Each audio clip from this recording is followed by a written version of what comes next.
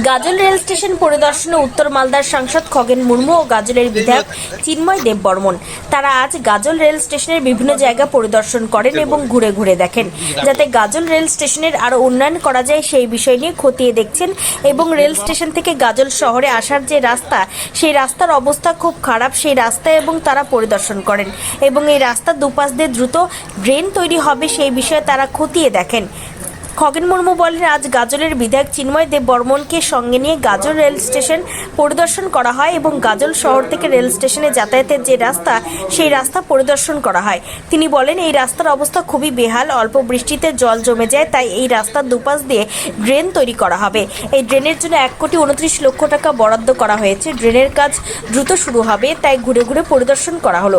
এছাড়াও গাজল রেল স্টেশনে টয়লেটের অবস্থা খুব একটা ভালো নয়, যাতে টয়লেটের ব্যবস্থা আরও উন্নয়ন করা হয় সেই বিষয় নিয়ে আলোচনা করা হবে এবং গাজল রেল স্টেশন যাতে আরো বেশি করে উন্নয়ন করা যায় সেই বিষয়ে খতিয়ে দেখা হচ্ছে।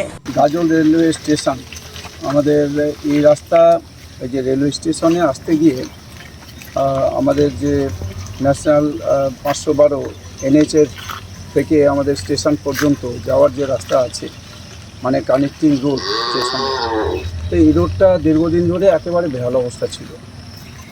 এই রাস্তাটাকে যাতে মেরামত করা হয় এবং এটা দেখতে পাচ্ছেন যে আমাদের জল একটু বৃষ্টি হলেই জল জমে যায়, সেই জন্যে এটাও আমাদের প্রস্তাবের মধ্যে ছিল যে রাস্তার দুধারে একটা ড্রেন করে দেওয়া। তো সেই ড্রেন আমাদের এখন ড্রেনেরও এই প্রস্তাবের মধ্যে আছে।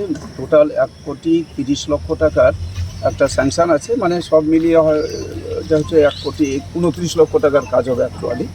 বাকি অনেক সব পেপার ওয়ার্কস আছে, অন্যান্যগুলো আছে। তো 1,30,00,000 টাকার যে প্রপোজাল সেটা আজকে স্যাংশন হয়েছে এবং তার ভিত্তিতে কাজ শুরু হবে। আজকে আমরা সেই জন্যই দেখতে এসেছিলাম, ইতিমধ্যে মাল পড়তে শুরু করেছে। খুব অল্প সময়ের মধ্যেই আমরা এটার ভিত্তিপ্রস্তর স্থাপনের এখানে একটা সভা হবে। তারপরেই কাজটা হচ্ছে ফুল ফ্লেজেডলি কাজটা শুরু হয়ে যাবে। এখানে মাননীয় বিধায়কও আছেন, এখানকার আমাদের উপপ্রধান আছেন, এখানে পঞ্চায়েতের